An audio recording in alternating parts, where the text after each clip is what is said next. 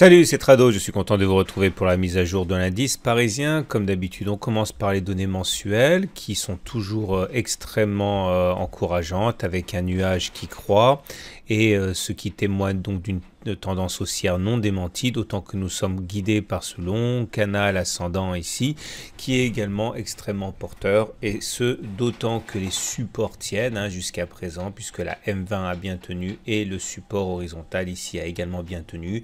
Nous sommes maintenant à quelques séances de la fin du mois, et si on devait terminer sur cette configuration là, nous serions effectivement dans une configuration d'avalement haussier, signe que la hausse devrait se poursuivre en données mensuelles. On continue avec les données hebdomadaires comme d'habitude, et là aussi les choses restent bien orientées. Nous sommes toujours pour l'instant en tendance neutre depuis que nous avons assisté au twist du nuage. Ici, on évolue dans un canal légèrement ascendant. On a reconquis la semaine dernière la moyenne mobile à 20 semaines qui faisait office de résistance. Et pour l'instant, aucune raison a priori d'envisager une tendance baissière. La tendance est neutre, on l'a dit, portée par une tendance de plus long terme qui est haussière. Donc on est effectivement, on va dire, en attente, mais avec une certaine sérénité. On bascule sur les unités de temps journalières. Alors avant, faisons le tour rapidement des fondamentaux. Ce qu'il faut retenir de la séance du jour, c'est les inquiétudes sans cesse croissantes quant au taux à 10 ans américain qui a dépassé aujourd'hui les 3%, 3,03% même, et qui aiguise les craintes d'un renchérissement du coût financier pour les entreprises, mais également les craintes de voir les actifs se déplacer des actions vers les obligations qui sont de fait plus intéressantes qu'il y a quelques semaines, quelques mois, puisque le rendement devrait augmenter. Et tout ça pénalise les actions dans un contexte où le climat de confiance en Europe tend à se ternir, et qu'aux États-Unis, les résultats sont, on va dire, en demi-teinte, et que certaines grandes entreprises, notamment Caterpillar, a alerté sur la hausse du métal suite aux décisions de M. Trump, et tout ça crée un sentiment d'incertitude qui ne profite pas à court terme aux actions. Alors, si on revient à l'analyse technique, et rien qu'à l'analyse technique, j'avais expliqué hier que si une consolidation devait être lancée à partir d'aujourd'hui, donc mercredi, ce serait sans doute utile de tracer des Fibonacci. Alors je vous explique, j'ai fait un module de formation sur les Fibonacci si vous voulez les utiliser comme il faut. Vous prenez le plus bas de la jambe de hausse, vous prenez le plus haut de la jambe de hausse, vous tirez vos Fibonacci et ça vous donne des niveaux, les 23,6, les 38,2, les 50%, etc., etc.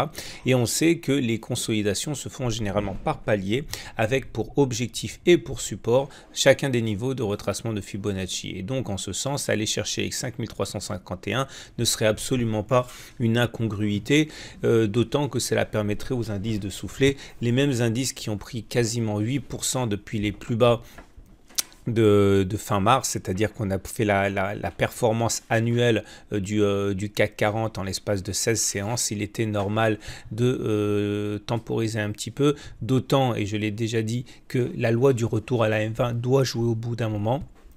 C'est-à-dire que l'on ne s'éloigne pas indéfiniment de la M20, régulièrement on va faire contact avec. Et effectivement, à cet égard, un retour sur la M20 qui est actuellement non pas sur les 23,6% de Fibonacci, mais sur les 38,2% de Fibonacci, ne serait ni inquiétante ni improbable. En tout cas, pour l'instant, on semble s'acheminer vers un contact avec la Tenkan. La Tenkan qui est la deuxième ligne à surveiller après que la M7 ait été ralliée, c'était donc aujourd'hui mercredi. Aller chercher la Tenkan serait intéressant pour ceux qui jouent le double bottom. Vous voyez, un bottom, deux bottom, parce que c'est la ligne de coup, et il y aura une sorte de deuxième chance pour ceux qui voudraient jouer ce scénario après le fameux throwback, c'est-à-dire le retour sur la résistance précédemment cassé. Donc je mets un point d'interrogation, mais il me semble quand même assez légitime d'attendre que des achats aient lieu sur ce niveau là. L'objectif final, je vous rappelle, de cette évolution à laquelle on est habitué depuis pas mal de semaines maintenant, entre 5000 et 5540, et d'aller chercher les 5540. Le problème, c'est qu'on a une zone de résistance ici, vous le savez. Cette zone de résistance a fait peur, et ce qui s'est passé sur le plan des fondamentaux aujourd'hui a été prétexte justement simplement pour acter la prudence des intervenants à l'approche de cette résistance. D'ailleurs, vous regardez, la bougie du jour n'est pas tant une bougie de baisse qu'une bougie d'incertitude. C'est un magnifique doji, c'est-à-dire une absence de corps avec une longue mèche haute, une longue mèche basse, et c'est un signe d'hésitation, hein, pas un signe de baisse. Il peut se passer n'importe quoi derrière, mais voilà, il y aura des intérêts acheteurs sur les 5368, il y aura des intérêts acheteurs sur les 5351, ça me semble évident, comme il y aura des intérêts vendeurs sur cette zone-là, puisque ceux qui veulent rentrer sur un swing short vont utiliser la présence de cette zone de résistance ici pour sans doute initier. Alors pour terminer, je vous rappelle que le twist du nuage qui a eu lieu ici a permis d'encourager et de donner des ailes aux haussiers, puisque c'était le signe que la tendance n'était plus baissière au regard de l'Ishimoku. Elle l'a même pas été en fait, hein, puisque pour qu'elle le fût, il aurait fallu casser un support de référence. Ça n'a pas été le cas puisque les 5000 ont tenu, mais en tout cas depuis qu'on a twisté là, la perspective d'une tendance baissière s'éloigne, on va dire.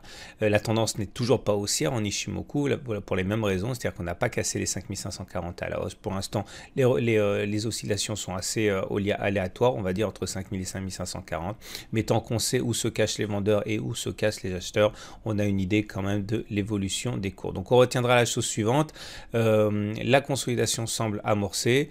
Un retour sur la Tenkan semble tout à fait possible et elle fera l'objet d'achats, soyons-en sûrs, comme les 23,6% par ceux qui militent, ceux qui veulent une accentuation de la hausse, une continuation de la hausse et qui cherchaient des points d'entrée en swing. Voilà, regardez les indicateurs techniques qui, comme d'habitude, sont bien orientés.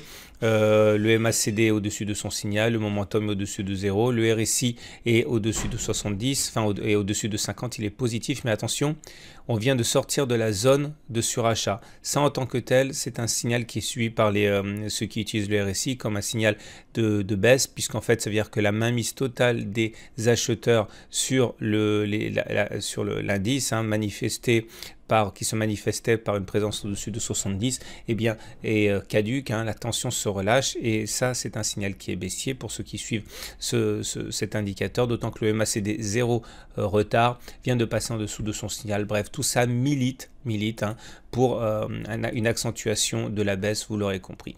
Voilà, la matrice de trading. Alors, la matrice de trading a déjà été mise à jour, vous en avez l'habitude à présent. Voilà ce que l'on a, enfin ce que moi j'ai pour demain. J'ai actualisé hein, la matrice, vous le savez. Donc tant que les 5395 tiennent, retour sur les 5426, pourquoi pas même envisager 5443. Par contre, en dessous des 5390, il y a des risques d'accélération de la baisse, mais il y a beaucoup de supports, comme vous pouvez le voir. Voilà, je vous souhaite une très bonne journée et n'oubliez pas le webinaire de fin de semaine qui arrive, ce sera vendredi sans doute. Plus d'informations à suivre sur le site.